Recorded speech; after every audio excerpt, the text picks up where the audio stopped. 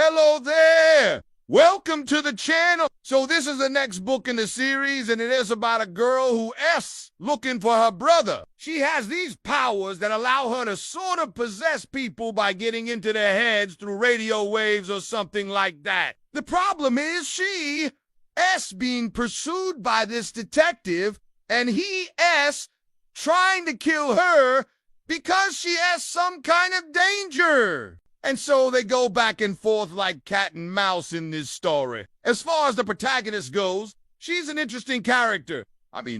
She's got issues. But, the whole idea of somebody that's so powerful but also so broken is pretty compelling. So let's meet her. The first time we see her, she's locked up in a bathroom stall. I think she's just finished killing somebody because there's blood all over the place. And she looks at her hands as if she's questioning what she's done. You can tell that she doesn't want to be who she is. She feels like there's this darkness inside of her that she's trying to fight against. She is running from this darkness. Now we get this flashback and we see that she used to have a pretty normal life until this incident where she killed a bunch of people at school. It's revealed that she was actually defending her brother who had been bullied by those people. So she's not all bad. She does have a good side. But then she becomes known as the Whisper Man because she used her powers to drive those students to kill themselves.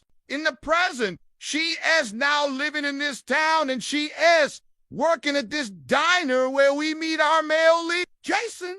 He's just your average guy, works as a mechanic. But what makes him special is that he has the ability to resist her powers. So our story kicks off when she finds out that one of the cops in town is her brother, S.O. Bully. And so she targets him and gets into his head and basically compels him to hang himself. Now, that brings us back to the beginning of the story, where we see her covered in blood in the bathroom stall. We then meet our other main character, Detective Burke, who's hot on her trail. What he doesn't know is that she's already inside his head. He's actually the one that she compelled to kill himself. She's now inside his subconscious, and she's having this conversation with him. She keeps telling him that he needs to stop pursuing her, that he needs to let her go. But he keeps insisting that he's going to bring her to justice. Meanwhile, the rest of the town is starting to freak out because these people are dying under mysterious circumstances. Some girl at the local library compels the guy next to her to stab her in the neck, and then he jumps off a building. A cop named Davis tries to investigate, but he ends up hanging himself after she gets into his head.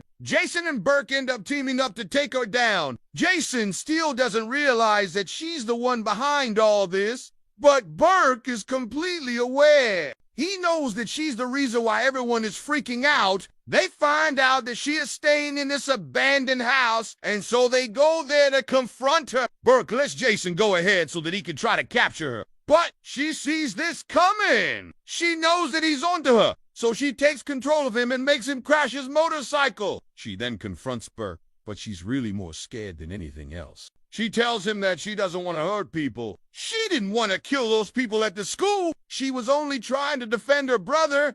Burke, of course, doesn't buy this. He thinks she's just trying to manipulate him. But I think he's secretly hoping that she is innocent. And so he starts searching the house, and he finds this diary that she's been keeping. And in it, he learns more about her past and how she got her powers. When she was younger, she and her brother were in a car accident that killed their parents. Somehow her brother ended up surviving, but she received these psychic abilities as a result. Then we learn that the reason why she has to kill people is because her powers feed off of fear. The more fear she induces, the stronger she becomes. But the problem is that this fear eventually consumes her. She can't control it. That's why she felt compelled to kill those people at the school. She didn't want to, but she couldn't stop herself. Burke comes across some more clues that lead him to believe that she was actually abused by her father. And so he goes back to the house to confront her again. This time, he lets her know that he knows about her past,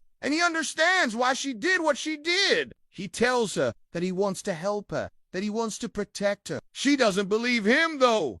She thinks he's just playing games with her. She's afraid that he's going to try to kill her, and so she flees, but Burke pursues her. They end up fighting, and he gets hurt. She tries to run away, but he stops her and tells her that she doesn't have to do this anymore. He's willing to help her. He's willing to protect her. She's torn.